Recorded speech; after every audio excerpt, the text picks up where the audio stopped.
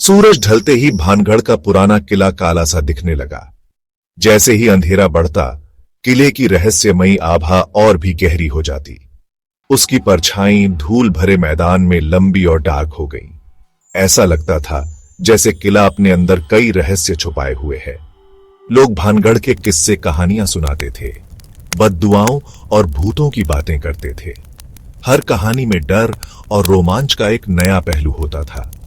Tourists को सूरज ढलने से पहले जाने की चेतावनी दी जाती थी। किसी की हिम्मत नहीं होती थी कि वो वहां रुके। किले के अंदर रात बिताने की बात ही अलग थी।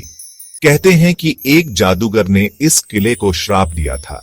एक राजकुमारी का प्यार पाने में नाकाम होने के बाद उसने किले को बर्बाद होने का श्राप दे दिया। इस श्राप ने किले को हमेशा के लिए वीरान कर दिया।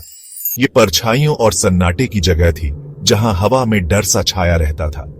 हर कोने में एक अनजाना सा भय महसूस होता था। अमित, विकास, रघु और सुरेश बचपन के दोस्त थे। चारों जवान और एडवेंचरस थे। भूत प्रेत की कहानियां उन्हें एक्साइट भी करती थीं और चैलेंज भी। गर्मियों के एक दिन उन्होंने भानगढ़ किला जाने का प्लान बनाया। वो खुद देखना चाहते थे कि ये कहानियां सच्ची हैं या नहीं।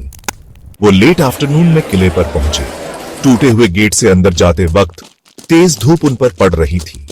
किले में घुसते ही एक अजीब सी खामोशी छा गई। हवा ठंडी हो गई। उनकी हंसी गायब हो गई। जैसे ही उन्होंने खाली पड़े आंगन को एक्सप्लोर किया, उन्हें किसी की मौजूदगी का एहसास हुआ। ऐसा लग रहा था जैसे कोई छुपकर उन्हें देख रहा हो। ऐसा लग रहा था जैसे कोई उन्हें देख रहा है।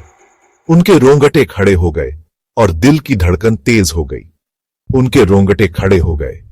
अचानक तेज हवा चली और पत्तियां डरावनी आवाज में सरसराने लगीं।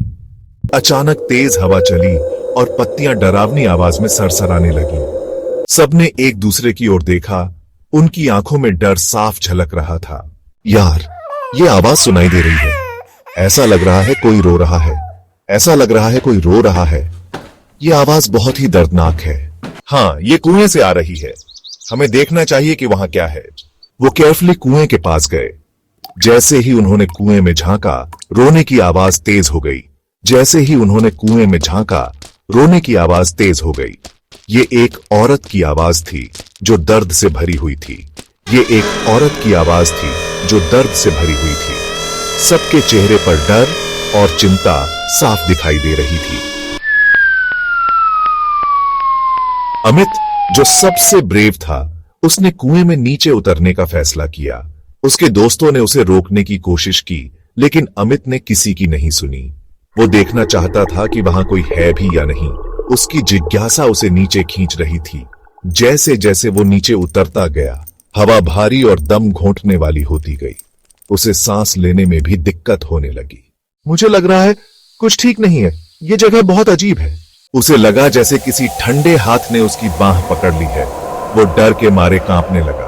आह, बचाओ, कोई है, मुझे बाहर निकालो।